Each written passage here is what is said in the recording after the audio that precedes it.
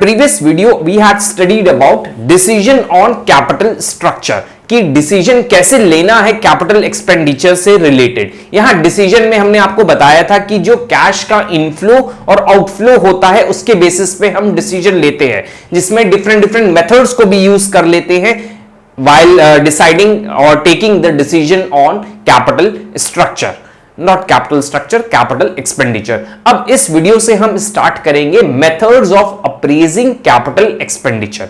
जो भी हम कैपिटल एक्सपेंडिचर करने जा रहे हैं उसको हम अप्रेज करेंगे। यहां पे हमने वर्ड यूज किया है अप्रेजल, अप्रेज। अप्रेज किस चीज को अप्रेज करना है? यहां पर कैपिटल एक्सपेंडिचर जो हम कर रहे हैं उसको अप्रेज कैसे किया जाएगा, उसको स्टार्ट करने के पहले हम आपको अप्रेज की मीनिंग बताते हैं। अप्रेज किसी चीज को अगर अप्रेज करना है तो उसका मतलब है कि उसकी क्वालिटी या वैल्यू को एसेस करना, क्वालिटी या फिर वैल्यू को एसेस करने को हम अप्रेज करना कहते हैं। तो यहां पे हम क्वालिटी भी करेंगे एसेस और उसकी वैल्यू को भी एसेस करेंगे। अब एसेस कैसे किया जाएगा कैपिटल एक्सपेंडिचर की क्वालिटी और वैल्यू को, with the help of some methods जो हम यहां पे डिस्कस करेंगे। तो चलिए स्टार्ट करते हैं methods of appraising capital expenditure. पता है कि जो भी हम कैपिटल एक्सपेंडिचर करते हैं वो 1 ईयर से रिलेटेड नहीं होता है, वो मोर देन 1 ईयर हमें बेनिफिट देता रहता है। More than 1 year it means it is related to non current asset और लॉन्ग टर्म आपके जो भी प्रोजेक्ट्स या इन्वेस्टमेंट्स होते हैं उससे रिलेटेड होता है। तो यहां पर देखिए दिया हुआ है methods of appraising capital expenditure proposal. जो हमने अब प्रपोजल सिलेक्ट किया या जो सिलेक्ट करने जा रहे हैं कैपिटल एक्सपेंडिचर का, उसको कैसे अप्रेज करेंगे। अप्रेज का भी मैंने आपको बताया, उसकी क्वालिटी या वैल्यू को कैसे एसेस किया जाएगा उसके भी मेथड्स होते हैं। जैसे अभी मैंने प्रीवियस वीडियो में बताया कि डिसीजन लेना है तो इनफ्लो और आउटफ्लो की हेल्प से लेंगे। हाँ, उसकी हेल्प से तो लेंगे, साथ ही साथ कुछ और भी मेथड्स को हम अप्लाई करेंगे जिससे मेरा डिसीजन कैपिटल एक्सपेंडिचर का बेस्ट माना जाए। तो कौन कौन से मेथड्स हैं उसके ऊपर आने के पहले हम एक इंट्रोडक्शन देख लेते हैं कि अप्रेजल क्यों किया। Earlier capital expenditure represents long term commitment in the sense that current investment yields benefit beyond 1 year in future. जैसे भी मैंने आपको बताया, जो कैपिटल एक्सपेंडिचर होता है वो मोर देन 1 ईयर यील्ड या रिटर्न देता है, वही चीज यहां पे लिखी है। As such the decision in respect of such expenditure have far reaching effect upon concern future earning and growth. जो मोर देन 1 ईयर बेनिफिट देगा, जो लॉन्ग टर्म हमें बेनिफिट देगा, ऐसे डिसीजन को प्रॉपर वे में एसेस करना जरूरी है, क्योंकि उसी से ग्रोथ और कंपनी का डेवलपमेंट डिपेंड करता है। यहां पे ग्रोथ एंड फ्यूचर जो भी अर्निंग्स हैं वो इस डिसीजन के अप्रेजल पे डिपेंड करेगी। Thus, capital expenditure decision assumes great importance for the future growth and development of the company। इसीलिए ये डिसीजन को बहुत इंपॉर्टेंस दी गई है और इस डिसीजन को लेने के पहले हम बहुत सारी कैलकुलेशंस और मेथड्स का यूज करके अपने डिसीजन को अप्रेज करते हैं, फिर फाइनल डिसीजन कंपनी के जो ओनर हैं या डायरेक्टर्स हैं, बोर्ड ऑफ डायरेक्टर्स, वो लेते हैं। आगे दिया है, thus a sound appraisal method should be used to measure and evaluate economic worth of capital expenditure project। इसीलिए क्योंकि कैपिटल एक्सपेंडिचर हो रहा है मतलब ह्यूज अमाउंट ऑफ फंड जो है इनकलकेट किया जाएगा, उसको उस फंड को यूटिलाइज किया जाएगा और उसको ब्लॉक किया जाएगा, जिससे फ्यूचर में रिटर्न आएगा, ग्रोथ प्रोस्पेक्ट बढ़ेंगे कंपनी के, जिससे तो ऐसा डिसीजन जो है जिसमें ह्यूज फंड का इन्वॉल्वमेंट है वहां पे प्रॉपर वे में डिसीजन लेना भी बनता जरूरी है। इसलिए यहां पे बोला गया है कि ऐसे डिसीजन को प्रॉपरली इवैल्यूएट करके और डिफरेंट मेथड्स की हेल्प से हर एंगल से उस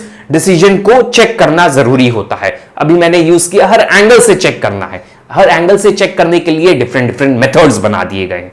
तो चलिए अब हम देखते हैं कि ऐसे कौन कौन से मेथड्स हैं जिनकी हेल्प से हम अपने कैपिटल एक्सपेंडिचर प्रपोजल को इवैल्यूएट या अप्रेस करेंगे। तो इस वीडियो में हम सिर्फ आपको एक छोटा सा बस नेम बताएंगे, जितने भी नेम्स हैं, जितने भी मेथड्स के नेम हैं उसका एक इंट्रोडक्शन देंगे, फिर नेक्स्ट वीडियो से एक एक मेथड को एक्सप्लेन करेंगे और उसके न्यूमेरिकल भी समझाएंगे। तो यहां पे ओवरऑल हमारे सामने जब भी हम कैपिटल एक्सपेंडिचर डिसीजन लेने जाते हैं तो हमारे सामने 7 मेथड्स आते हैं। तो इन मेथड्स देखिए दिए हुए हैं सारे नेम, अर्जेंसी मेथड्स, पे back period method, unadjusted return on investment method, present value method, net present value method, terminal value method, internal rate of return IRR जिसको आपने पढ़ा होगा, बेनिफिट कॉस्ट रेशियो मेथड। तो ये 8 मेथड्स हैं जिनकी help से हम अपने कैपिटल एक्सपेंडिचर जो भी proposal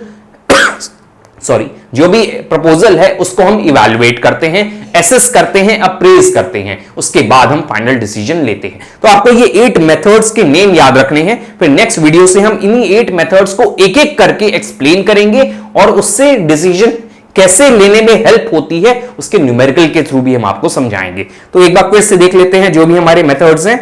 urgency method, pay back period method, unadjusted return on investment method, present value method, net present value method, terminal value method, internal rate of return method IRR, benefit cost ratio method. So these are 8 methods which helps in appraising the capital expenditure proposal। चलिए इसको conclude करते हैं हम लोग। Mention at serial number 4 to 8। अब यहां पे बोला गया है जो सीरियल नंबर 4 to 8 जितने भी मेथड्स से 4, 5, 6, 7, 8, चलिए देखते हैं कौन कौन से थे ये हमारे। इसमें देखिए यहां पे मेथड के नेम है, 4 पे है present value method, net present value method, terminal value method, internal rate of return, benefit cost ratio method. ये जो P5 मेथड्स हैं हमारे, इससे रिलेटेड बोला गया है are based on time value of money and are known as time adjusted technique और sophisticated methods. देखिए हमने आपको बताया था, सपोज अभी हम 50 करोड़ का इन्वेस्टमेंट कर रहे हैं और मुझे फ्यूचर में जो कैश इनफ्लो होंगे ईयरली बेसिस पे उसका टोटल मुझे मिल रहा है 75 करोड़ सपोज, और वो टाइम पीरियड है 10 ईयर्स। देखने में लग रहा है कि हमारे पास 25 करोड़ का बेनिफिट हो रहा है, लेकिन जब हम उसको अप्रेस करेंगे इस इन्वेस्टमेंट मेथड कैपिटल एक्सपेंडिचर को, तो हमें देखने में मिलेगा कि टाइम वैल्यू ऑफ मनी के अकॉर्डिंग ये 50 करोड़ की वैल्यू 10 इयर्स बाद हो सकता है उतनी ना रहे, 50 करोड़ की वैल्यू उतनी ना रहे, उतनी मनी वैल्यू ना रहे। तो इसलिए हम इस वैल्यू को 10 इयर्स के according, time value of money के अकॉर्डिंग उसको इवैल्यूएट या कैलकुलेट भी करते हैं। इसीलिए यहां पे टाइम वैल्यू ऑफ मनी बहुत इंपॉर्टेंट है, क्योंकि अगर हम 50 करोड़ ना भी इन्वेस्ट करते कैपिटल एक्सपेंडिचर में, तो ये 50 करोड़ ऑटोमेटिक 10 इयर्स में मेरा डबल होके 100 करोड़ बन जाता अगर सिंपली बैंक में डिपॉजिट कर देते। तो देखिए टाइम वैल्यू ऑफ मनी को भी यहां पे कंसीडर करना जरूरी है। हम इतनी मेहनत करके 75 करोड़ अर्न कर रहे हैं, वो सिंपली 100 करोड़ अर्न करके दे रहा है। तो इसलिए यहां पे इस प्रपोजल को एक्सेप्ट करने के पहले बहुत सारी evaluation related to time value of money और नॉर्मल रेट ऑफ रिटर्न, इन सबको भी हमें ध्यान में रख के अपने प्रपोजल को एक्सेप्ट करना होता है। तो यही चीज यहां पे बोली, जो भी हमारे मेथड 4 to 8 हैं उसमें टाइम वैल्यू ऑफ मनी को ध्यान में रखकर बनाया गया है वो मेथड। तो मतलब जो भी प्रपोजल हम एक्सेप्ट करेंगे उसको टाइम वैल्यू ऑफ मनी के एंगल से भी देखकर हम इवैल्यूएट करेंगे, अप्रेज करेंगे।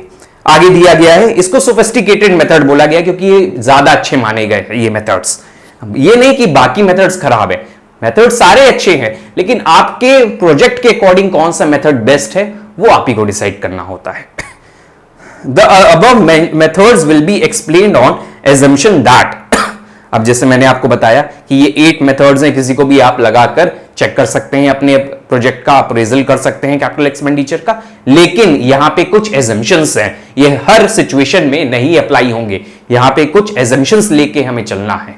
एजम्पशन क्या है? Minimum rate of return, cost of capital और cut off rate is given. अब आपको पता ही है कि यहां पे मिनिमम रेट ऑफ रिटर्न मतलब सिंपली जो 6% हम बैंक में भी डिपॉजिट करके अर्न कर सकते हैं वो दिया रहे क्वेश्चन में, तब ये मेथड अप्लाई कर सकते हैं। Risk and uncertainty are common to all proposal. Suppose मेरे सामने 3 प्रोजेक्ट है, project A, B and C. Suppose सबकी वैल्यू 50 करोड़ है, ओके, सबकी प्रोजेक्ट की वैल्यू 50 करोड़ है, लेकिन इसका रिस्क ज्यादा है, इसका कम है, इसका माइन्यूट सा रिस्क है।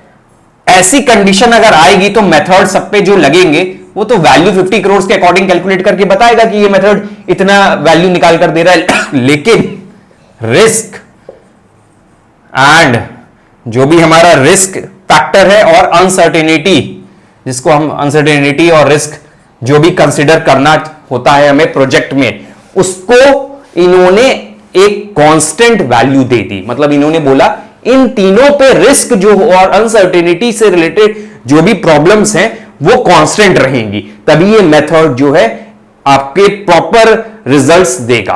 क्योंकि इन्होंने देखिए रिस्क फैक्टर तीनों का कांस्टेंट कर दिया है, तो मेथड भी जो लगेंगे तीनों का रिजल्ट भी इक्वल देंगे। इसलिए यहां पे एजम्पशंस माने गए हैं कि जो रिस्क और अनसर्टेनिटी है वो कांस्टेंट रहेगी, तभी ये मेथड ज्यादा हेल्पफुल होंगे।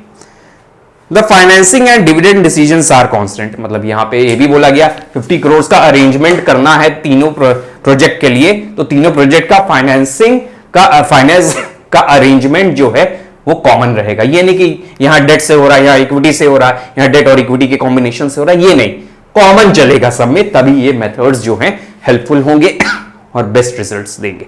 तो यहां पे हमने समझा कि इतने सारे मेथड्स को यूज किया जा सकता है कुछ एजम्पशंस लेकर, लेकिन एक पॉइंट उठता है, क्या इसी मेथड्स पे सब लोग प्रॉपरली एकदम 100% डिपेंडेंट हो जाए?